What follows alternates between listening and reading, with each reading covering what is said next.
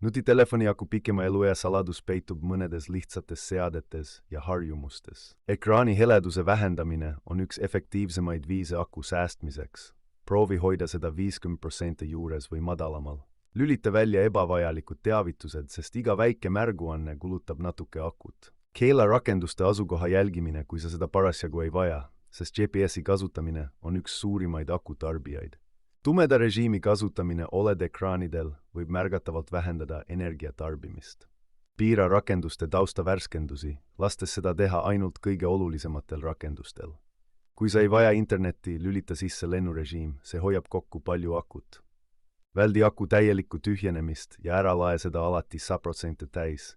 Ideaalne on hoida akut 20% ja 80% vahel. Kontrolli regulaarselt, millised rakendused kasutavad kõige rohkem akut ja optimeeri nende kasutust. Kustuta rakendused, mida sa ei kasuta, mida vähem rakendusi, seda vähem energiat kulub taustal töötamisele.